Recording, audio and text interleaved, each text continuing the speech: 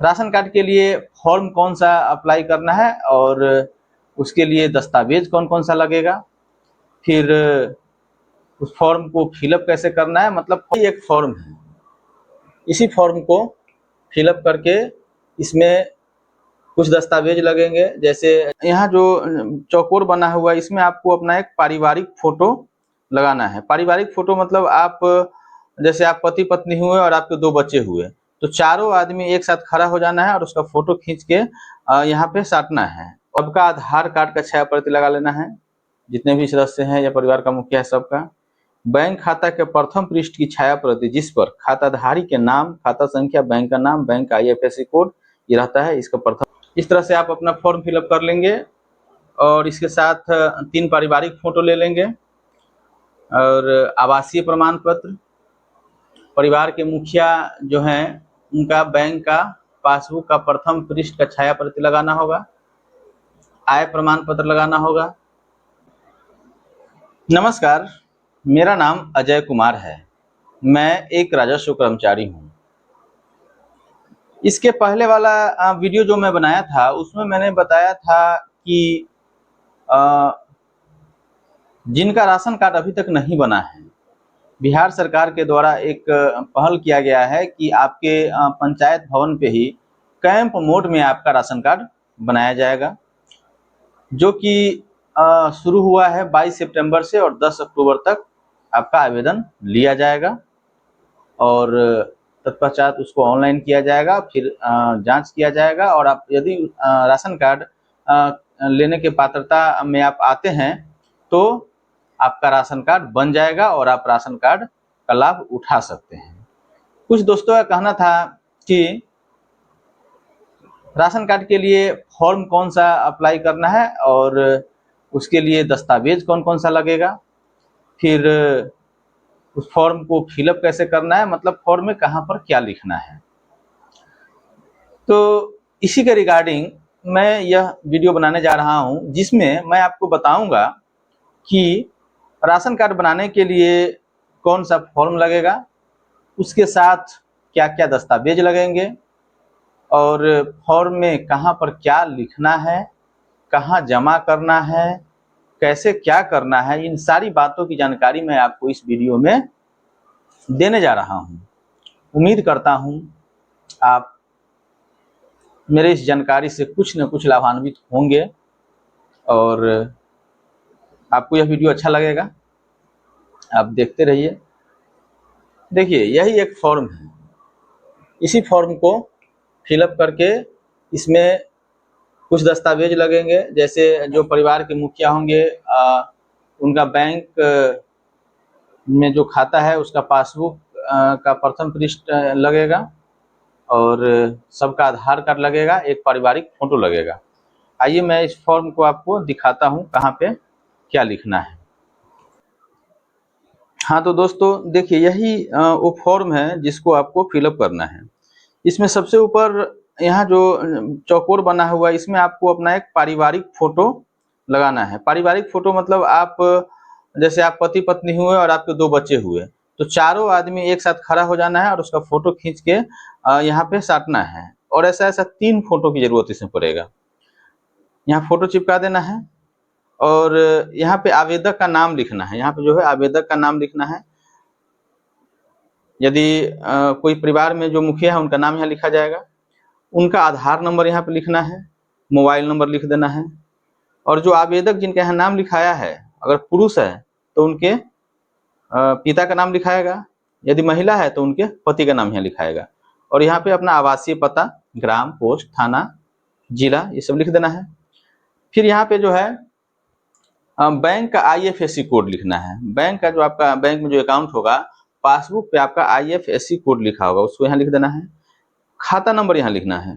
फिर बैंक का नाम, जिस बैंक में आपका अकाउंट है उस बैंक का यहाँ पे नाम लिखना है और इस कॉलम में जो है पूरे परिवार के जो सदस्य है उनका विवरण भरना है। मान लीजिए यहाँ पे किसी महिला का नाम दिया गया है तो यहाँ पे 1 नंबर में उसके पति का नाम लिखेंगे, ठीक, और यहाँ पे इसके पिता का नाम लिखेंगे और यहाँ पे महिला या पुरुष वो लिख देंगे, उम्र लिख देंगे विवाहित है अविवाहित वो लिख देंगे। संबंध मतलब संबंध, यहाँ जो आवेदक लिखे हैं उससे इसका क्या संबंध है। यदि यहाँ पे किसी महिला का नाम लिखे हैं और यहाँ पे उसके पति का नाम लिख रहे हैं तो यहाँ पे पति लिखाएगा। यहाँ किसी पुरुष का नाम लिख रहे हैं और यहाँ पे अगर उसके पत्नी का नाम लिख रहे हैं तो यहाँ पे संबंध में क्या आवेदक की क्या है, पत्नी है। यहाँ अगर इस आवेदक के अगर लड़का का नाम यहाँ लिख रहे हैं तो यहाँ पे संबंध में लिखाएगा बेटा या बेटी।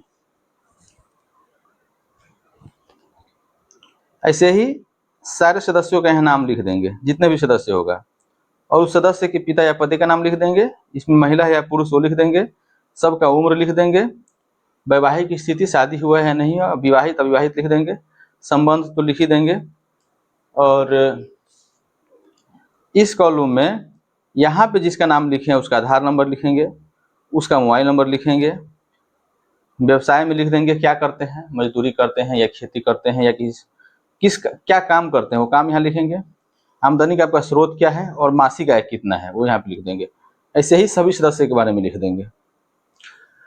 जब ये हो जाएगा तो 10 नंबर में आपको, अगर ग्रामीण क्षेत्र में आप रहते हैं तो ये वाला कॉलम में आपको टिक करना है। क्या क्या टिक करना है? सबसे पहला कि क्या आपके पास 3 पहिया या 4 पहिया वाहन है। यदि है तो हाँ में टिक करेंगे, नहीं है तो नहीं में टिक करेंगे।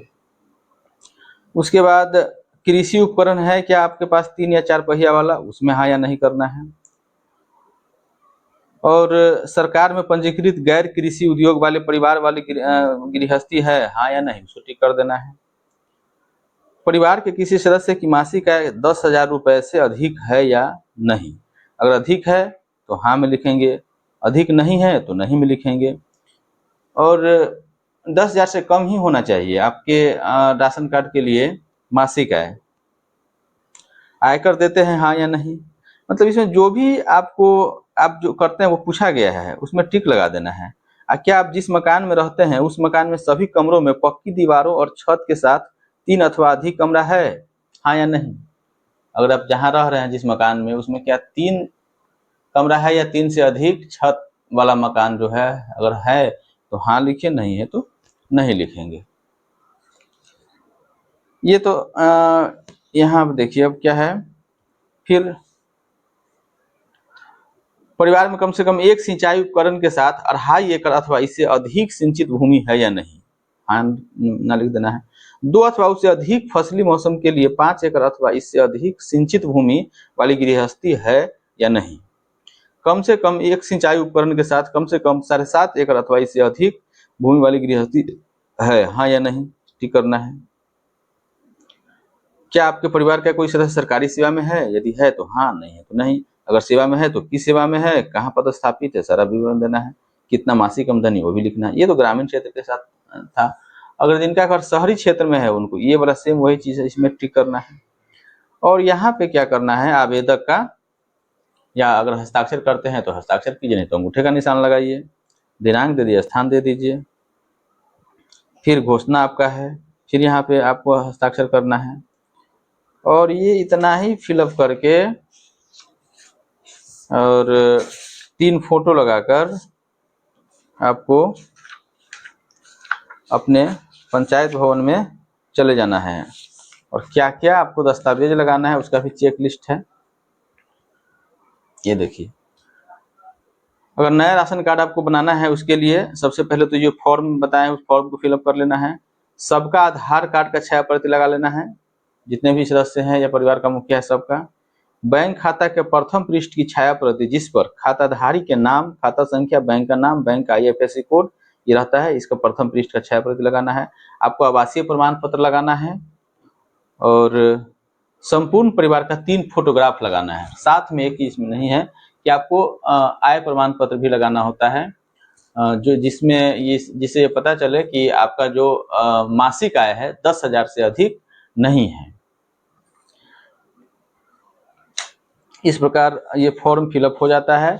इस फॉर्म को लेकर फिलहाल में जो कैंप लग रहा है सभी पंचायत भवन में, वहां जाके आपको इस फॉर्म को दे देना है और उसी समय आपको आपका जो है फॉर्म का ऑनलाइन किया जाएगा और एक रिसीविंग आपको दे दिया जाएगा।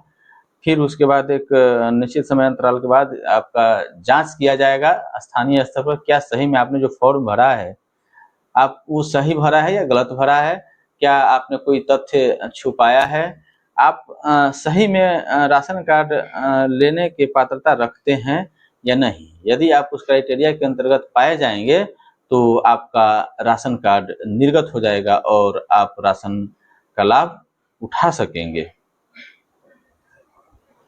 तो आपने देखा कि कितना आसान है फॉर्म फिलअप करना। इस तरह से आप अपना फॉर्म फिलअप कर लेंगे और इसके साथ 3 पारिवारिक फोटो ले लेंगे और आवासीय प्रमाण पत्र, परिवार के मुखिया जो हैं उनका बैंक का पासबुक का प्रथम पृष्ठ का छाया प्रति लगाना होगा, आय प्रमाण पत्र लगाना होगा और सभी सदस्यों का आधार कार्ड की छाया प्रति लगा लेंगे। और इन सारे दस्तावेज के साथ फॉर्म लेकर हम जाएंगे अपने पंचायत भवन पे जहाँ पे कैंप लगेगा और कैंप में आप ये अपना आवेदन संबंधित कर्मी को दे देंगे। आपका आवेदन ऑनलाइन किया जाएगा, फिर एक रिसीविंग दिया जाएगा। जब इसका समय निश्चित अंतराल आएगा तो फिर जांच होगा, आपके घर पे लोग जाएंगे, जांच करेंगे, देखेंगे कि सही में आप राशन कार्ड लेने के योग्य हैं या नहीं हैं। यदि राशन कार्ड लेने के योग्य है तो आपका राशन कार्ड निर्गत हो जाएगा और फिर आप राशन का लाभ उठा सकेंगे। मेरे एक दोस्त हैं, उनका कहना था कि क्या मेरा राशन कार्ड बन जाएगा। वो सरकारी भाई साहब अब सरकारी कर्मी है, आपका राशन कार्ड नहीं बनेगा। तो आशा और उम्मीद करता हूं कि मेरे द्वारा बताई गई बातें आप लोगों को अच्छी से समझ में आई होंगी और इससे आपको लाभ होगा। फॉर्म आप फिलअप करके जो भी वंचित लोग हैं उनको हेल्प करें और उनका राशन कार्ड बनाने में आप भी मदद करें और सब और उनको ताकि उनको राशन कार्ड का लाभ मिल सके। इसके बहुत सारे फायदे हैं, जो भी वंचित हैं वो बनवा लें समय रहते, बार बार ये मौका नहीं आता है। और उम्मीद करता हूँ कि आप सभी लोग स्वस्थ होंगे, खुश होंगे अपने परिवार के साथ। पर्व का समय है, पर्व मना रहे होंगे। ऐसे ही चूंकि मेरी व्यस्तता ज़्यादा होती है, सरकारी कर्मी हूँ, समय की कमी रहती है। सुबह या शाम में जब मुझे समय मिलता है तब थोड़ा बहुत छोटा मोटा एक वीडियो बनाकर अपलोड करता हूँ। कैसा लगता है आपको वीडियो? अच्छा लगता है, बुरा लगता है, जो भी लगता है कुछ तो बताइए, कुछ तो कमेंट कीजिए, तब तो समझ में आएगा कि हाँ मैं जो कर रहा हूँ सही कर रहा हूँ, गलत कर रहा हूँ, क्या कर रहा हूँ, कैसा कर रहा हूँ। इसमें मुझे कुछ सुधार की ज़रूरत है, कहाँ पे सुधारना है। ज़्यादा तो मुझे कुछ जानकारी है नहीं कि वीडियो अपलोडिंग के बारे में, लेकिन हाँ जो चीज़ मुझे नॉलेज होता है, जो मैं दिन प्रतिदिन फेस करता हूँ, लोगों की समस्या मेरे सामने आती है, प्रतिदिन सैकड़ों लोगों से मिलता हूँ, सबकी समस्या सुनता हूँ, तो मुझे एक अनुभव होता है कि जो मैं लोगों को बता रहा हूँ मेरे पास आता है, वही चीज़ मैं वीडियो बनाकर अपलोड कर देता हूँ ताकि यही बाकी लोगों को भी इस चीज़ की जानकारी हो कि ब्लॉक में कैसे काम, कहाँ पे क्या होता है, कैसे होता है। सारी बातें मैं समय समय पे बताते रहता हूँ। तो बने रहिए ऐसे ही मेरे साथ और आप देखते रहिए। फिर कोई नई वीडियो आएगा, जब देखता हूँ कब समय मिलता है। तब तक के लिए धन्यवाद।